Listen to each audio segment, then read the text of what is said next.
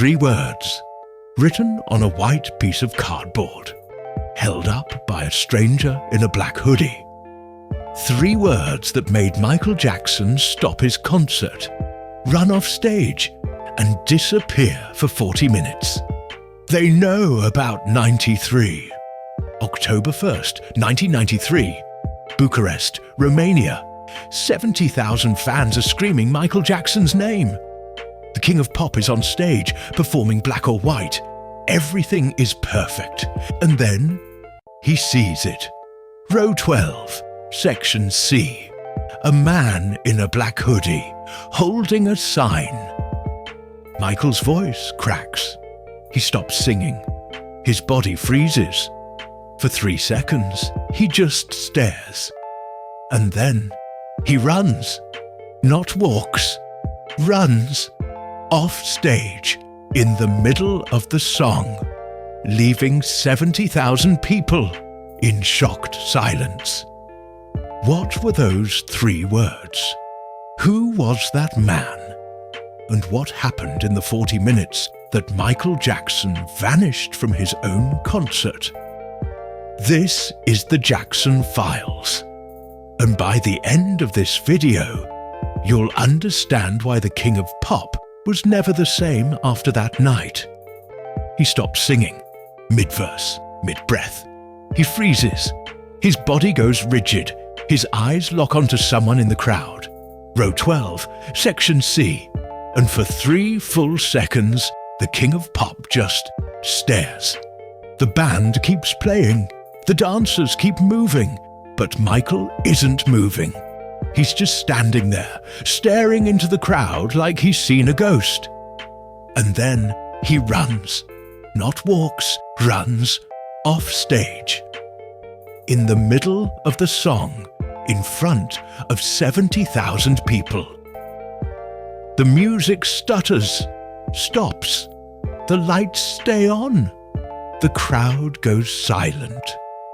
Confused whispers ripple through the stadium. What just happened? The concert stops. Not for 5 minutes, not for 10. For 40 excruciating minutes. No explanation, no announcement, just silence.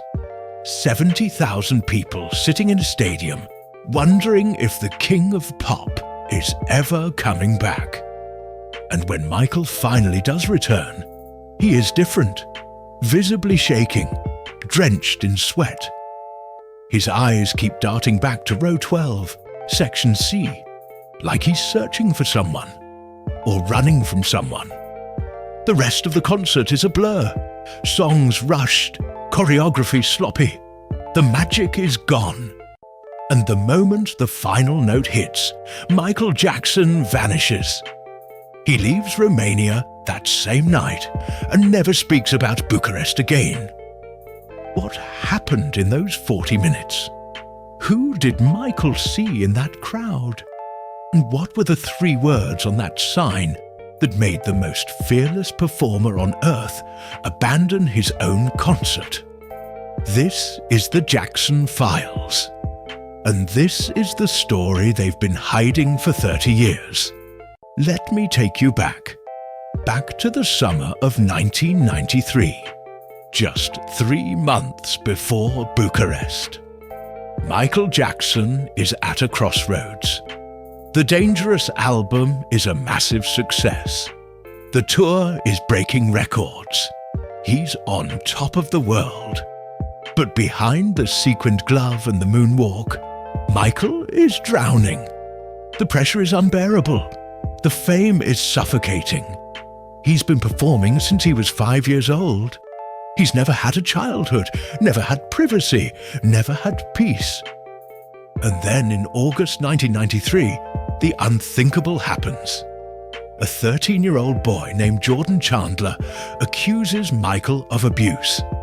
The story breaks worldwide. The headlines are vicious. Wacko Jacko, Peter Pan or Predator. The media destroys him. Michael is devastated. He knows the allegations are false. But he also knows that in the court of public opinion, he's already been convicted. His lawyers tell him to settle. His managers tell him to keep performing.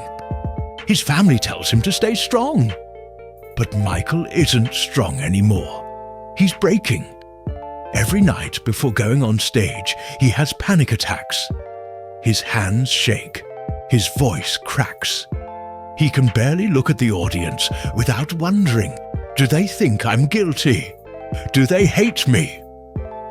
His doctor prescribes him medication, painkillers, sedatives, anything to get him through the performances. Michael starts taking more than he should, and on the nights he can't sleep, he takes even more. By the time the tour reaches Eastern Europe, Michael Jackson is a shell of himself. On the outside, he's still the king of pop. But on the inside, he's terrified, paranoid, convinced that someone is watching him, following him, waiting for him to break. And then, on October 1st, 1993, in Bucharest, Romania, that breaking point arrives. It's October 1st, 8:47 p.m. The stadium is electric. Michael has already performed Jam and Wanna Be Startin' Something. 2 perfect performances. The crowd is ecstatic. Everything is going according to plan. And then Black or White begins. The 3rd song of the night. Michael is center stage. Spotlights on him. He's singing, dancing, pointing at fans in the crowd. His signature move, making each person feel like he's performing just for them. He points to row 8, then row 10, then row 12, section C. And that's when he sees him. A man, black hoodie pulled over his head, face hidden in shadow, standing completely still while everyone around him is dancing, screaming, waving their arms. The man is holding something. A white piece of cardboard. And on that cardboard, written in thick black marker, 3 words. They know about 93. Michael's voice falters. He misses the word. His hand drops to his side. The dancers notice immediately. Something is wrong. One of the backup dancers, Jennifer Batten, later said in an interview, "I've performed with Michael hundreds of times. I've never seen him miss a single beat. But that night in Bucharest, he just stopped, like someone had hit pause on him." The band keeps playing. The music continues. But Michael isn't singing anymore. He's just standing there staring. His chest is rising and falling rapidly. His hands are shaking. The crowd doesn't notice yet. They think it's part of the choreography. A dramatic pause. But the people on stage, they know something is very, very wrong. Michael's lips move. The sound engineer later reported that through the microphone, they heard Michael whisper 2 words. "Not here!" And then Michael Jackson turns around and runs off stage. The music stops. The lights flicker. The crowd goes silent. 70,000 people, frozen in confusion. For the first minute, they think it's part of the show. Maybe a costume change. Maybe a surprise. But then 2 minutes pass. 3 minutes, 5 minutes. The stage is empty. The band has stopped playing. Security guards are whispering into radios. Tour managers are running backstage. A woman in the front row later told a Romanian newspaper, "I thought he had a heart attack. I thought we just watched Michael Jackson die on stage." After 6 agonizing minutes, Michael's tour manager, a man named Dennis Hawk, walks onto the stage. He's wearing a headset. He looks nervous. He speaks into the microphone. Ladies and gentlemen, we're experiencing a minor technical issue. Please remain in your seats. The show will resume shortly. But it's a lie. There is no technical issue. The problem is backstage, and it's anything but minor. Michael is in his dressing room. The door is locked. 2 bodyguards are outside. Inside, Michael is pacing. His jacket is off. His shirt is soaked in sweat. His hands are shaking so badly he can barely hold a glass of water. One of his backup singers, who asked to remain anonymous, was standing outside the dressing room. She later said, "I could hear him through the door." He was hyperventilating, repeating the same thing over and over. He was here. He was in the crowd. They sent him. They know. Dennis Hawke, the tour manager, tries to enter the room. Michael won't let him in. Finally, after 15 minutes, Michael opens the door, but he won't look anyone in the eye. Hawke asks, "Michael, what's going on? Are you okay? Do we need to cancel the show?"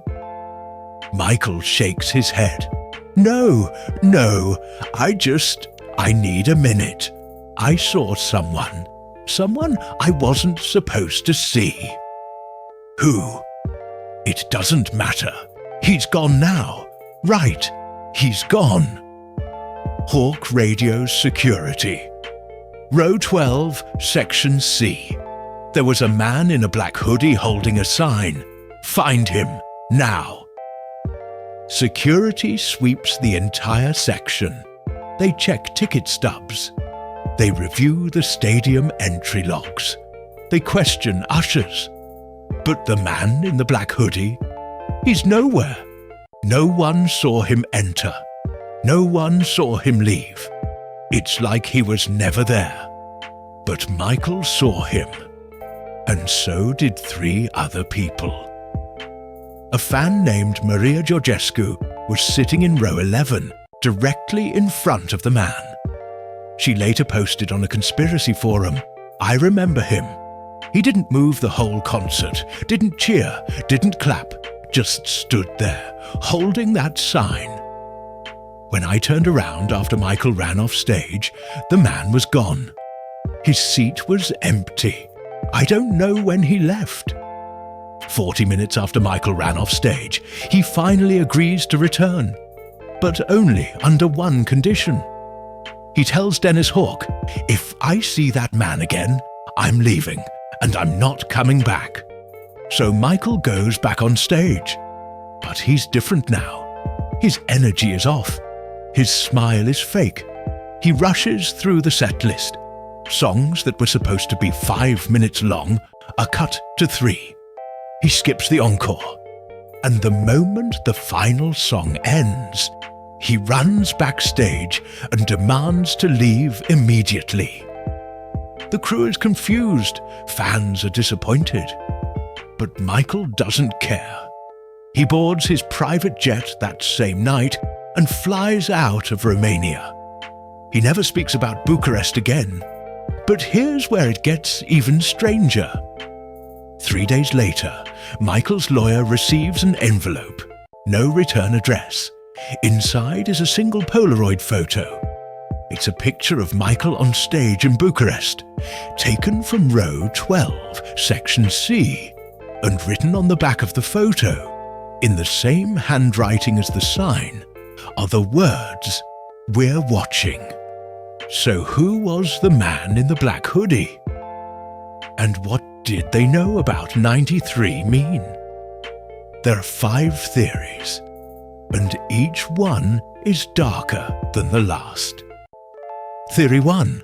The Chandler Connection. Just weeks before Bucharest, Jordan Chandler's father, Evan Chandler, had approached Michael's team with a demand. "Pay us $20 million or we go public." Michael refused, and the allegations went public. Some believe the man in the crowd was sent by Evan Chandler. A warning. A message. "We can reach you anywhere, even on stage. even in front of 70,000 people. Pay up or it gets worse. Theory 2. The industry hit. In 1993, Michael was at war with Sony Music. He called them criminals. He said they were stealing from artists. He threatened to expose them. Some believe Sony sent someone to intimidate him, to remind him that if he kept talking, they would destroy him. And the message they know about 93 was a reference to something Michael had done. Something that could ruin him if it ever came to light. What that secret was, we may never know. But it was enough to make Michael run. Theory 3. The Illuminati warning. Michael had been speaking openly about secret societies controlling the music industry. He mentioned them in interviews, in lyrics, in private conversations with friends. Conspiracy theorists believe the man in the black hoodie was a member of the Illuminati, sent to deliver a warning. We're watching. We know what you're planning. Stop talking, or there will be consequences. Theory 4. The Stalker. Michael had received death threats throughout the tour. Letters, phone calls, packages delivered to his hotel. Most were dismissed as obsessed fans. But one letter, sent to his hotel in Prague just days before Bucharest, was different. It said, "You can't hide from us, Michael. We'll find you. And when we do, you'll pay for what you did in 93. Security increased after that letter. But somehow, someone still got into the stadium. Someone still got close enough to send a message.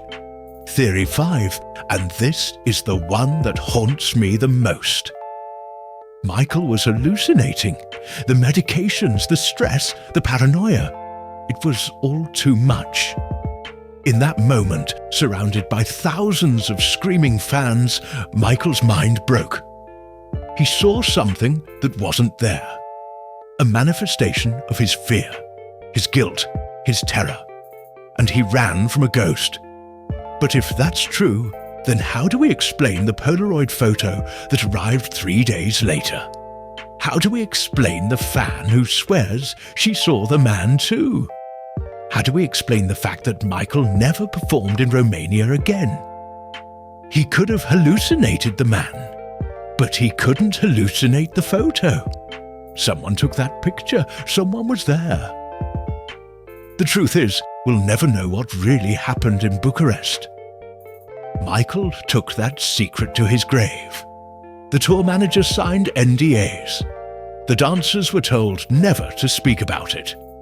And the footage from that concert, it was heavily edited before being released to the public. The moment Michael stopped singing, cut. The 40-minute gap, removed. It's like it never happened. But the fans who were there, they remember. They remember the fear in Michael's eyes, the way his hands shook, the way he couldn't stop looking over his shoulder. And some of them swear they saw the man too. The man in the black hoodie, holding the sign, staring at Michael, smiling. Who was he? What did he want? And why did those 3 words terrify the most famous man on earth? Maybe Michael knew something we didn't. Maybe he saw something that night that proved everything he'd been saying. That he was being watched, that he was being controlled, that his life was never really his own. Or maybe in that moment, Michael Jackson realized the truth. That no matter how famous you are, no matter how loved, there are people in the shadows. People who can reach you. People who can remind you that you're never truly safe. And that realization, that broke him. October 1st, 1993, Bucharest, the night Michael Jackson stopped being invincible. The night 3 words changed everything. This has been The Jackson Files. Subscribe, because some stories are too dangerous to forget.